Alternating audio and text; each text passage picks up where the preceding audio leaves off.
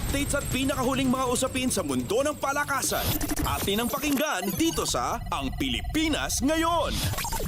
Lumapit na sa pagkuha muli ng kanilang titulo ang National University pagkaraang malusutan ang University of Santo Tomas 72-71 sa Game 1 ng kanilang Best of 3 Finals Series sa UAAP Season 87 Women's Basketball Tournament na ginanap sa Smart Araneta Coliseum.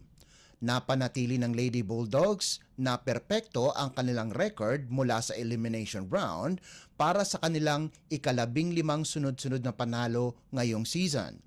Pinangunahan ng veteranong forward na si Carl Pingol ang NU sa nagawa nitong 18 puntos kasama pa ang 9 na rebounds, 2 assists, 3 steals at 1 tapal.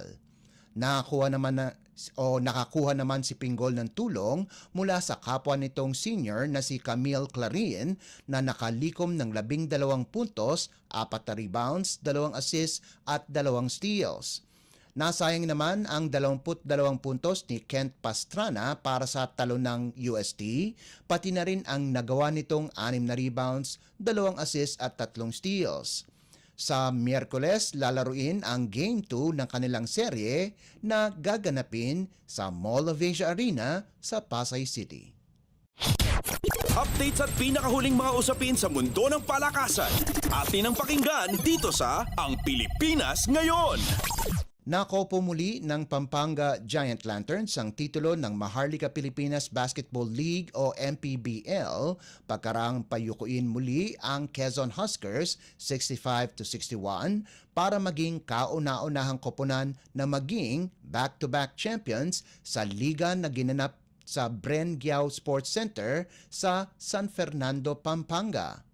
Pinangunahan muli ni Justin Baltazar ang Pampanga para sa kanyang karapat-dapat na ikalawang magkasunod na Most Valuable Player title, ang ikatlong sunod-sunod na panalo ng Giant Lanterns sa pinaigsing Best of 5 title series ng 29 na koponan ng ika-6 na season ng liga.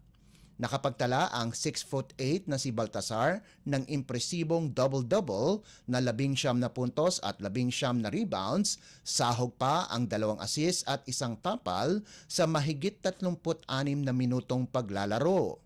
Ang mga miyembro ng mythical team na sina Archie Concepcion at Encho Serrano ang sumuporta kay Baltazar sa nagawa nitong 19 at 15 puntos ayon sa pagkakasunod. Samantala, nakuha naman ng 21 puntos mula kay Judel Fuentes ang Quezon at 18 puntos kay LJ Gonzalez. Madaling kinuha ng Giant Lanterns ang Game 1, 88-71 at ang Game 2, 79-60 sa Dubai para maging kauna-unahang pagkakataon na ang championship games ng Philippine Basketball ay ginanap sa ibang bansa. Updates at pinakahuling mga usapin sa mundo ng palakasan. Atin ang pakinggan dito sa Ang Pilipinas Ngayon. Linampaso ng Signal ang NX-LED 25-18, 25-22 at 25-23 sa kanilang pagtatapat sa Premier Volleyball League o PVL All Filipino Conference na ginanap sa Minglanilla Sports Complex sa Cebu. Nananatiling walang bahid ang record ng HD Spikers kung saan napalawig pa nila ito sa 4. Pinangunahan ni Vanny Gandler ang Signal sa nagawa nitong 13 puntos habang nakakuha ito ng tulong mula kay Ces Molina na nagdagdag ng 10 puntos. Nakagawa naman ng 18 puntos si Chara Permentilla para pangunahan ang Chameleons habang nagambag si Lucille Almonte ng 11 puntos para manatiling walang panalo ang koponan sa loob ng 4 na laro. Samantala, linampaso din ng Galleries ang Capital One 26-24, 25-14 at 25-23.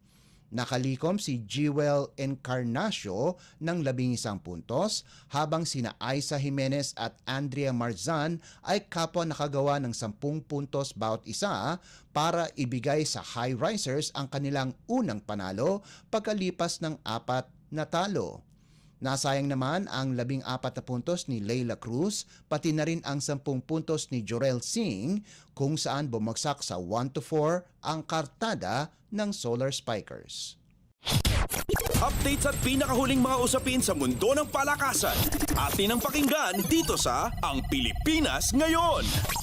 At yan ang pinakahuling balita sa larangan ng palakasan. Para sa Radyo Pilipinas World Service, ito po si Leo Magpayo. Magandang araw. Updates at pinakahuling mga usapin sa mundo ng palakasan. Atin ang pakinggan dito sa Ang Pilipinas Ngayon.